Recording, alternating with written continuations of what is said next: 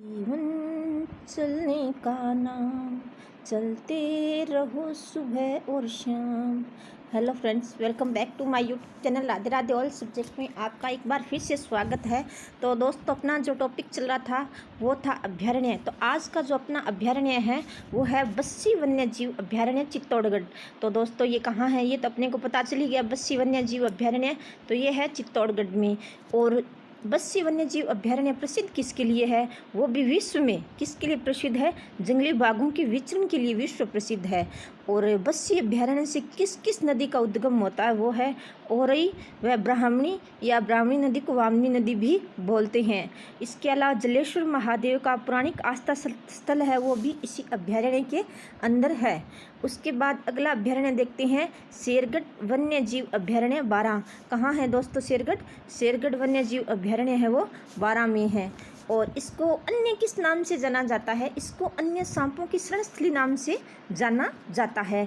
और इस अभ्यारण्य से कौन सी नदी निकलती है, तो शेरगढ़ वन्य जीव अभ्यारण्य से निकलने वाली नदी है वो है परवण नदी। कौन सी नदी है दोस्तों, परवण नदी है। ऐतिहासिक गमदर शिकारोदी वो भी शेरगढ़ वन्य जीव अभ्यारण्य के अंदर है। और इसके अंदर और वृक्ष कौन कौन से पाए जाते हैं और क्या चीज़ है, वो है इसके वृक्ष चिरौंजी के वृक्ष। अगला जो अपना अभ्यारण्य है वो है केसरबाग वन्य जीव अभ्यारण्य धौलपुर। ये किसके लिए प्रसिद्ध है, इस अभ्यारण्य में मिलिट्री स्कूल चलता है। इस नाम से ये अभ्यारण्य है वो प्रसिद्ध है कि मिलिट्री स्कूल चलने वाला अभ्यारण्य कौन सा है, केसरबाग वन्य जीव अभ्यारण्य धौलपुर, जिसकी स्थापना है वो 1955 में हुई थी। और अगला जो अभ्यारण्य है वो देखते हैं, वो है वन विहार अभ्यारण्य धौलपुर। कहाँ है वन विहार, धौलपुर में है। रामसागर वन्य जीव अभ्यारण्य बाड़ी, ये भी कहाँ पर है, ये भी धौलपुर में। अब धौलपुर के कितने अभ्यारण्य हो गए दोस्तों, एक तो केसरबाग हो गया और दूसरा हो गया वन विहार अभ्यारण्य और तीसरा हो गया रामसागर वन्य जीव अभ्यारण्य बाड़ी धौलपुर। ये तीनों ही अभ्यारण्य धौलपुर में हैं। तो नेक्स्ट अभ्यारण्य है वो देखते हैं अपना कौन सा है, वो है केला देवी वन्य जीव अभ्यारण्य करौली। और इसका जो विस्तार है वो करौली और सवाई माधोपुर दोनों जिलों में आता है। और इस अभ्यारण्य को टाइगर रणथंभौर का जो टाइगर रिजर्व है उसका भाग बनाया गया है। और ये जो अभ्यारण्य है वो धोकड़ा के वनों के लिए प्रसिद्ध है।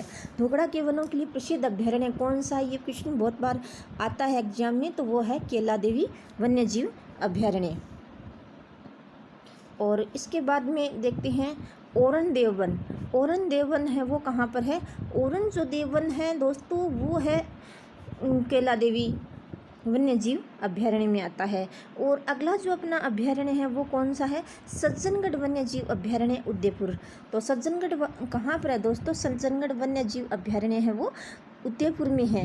राज्य का दूसरा छोटा अभ्यारण्य कौन सा, दूसरा छोटा अभ्यारण्य किसके लिए प्रसिद्ध है, नील गाय व लोमड़ी हेतु यह अभ्यारण्य है वो प्रसिद्ध है।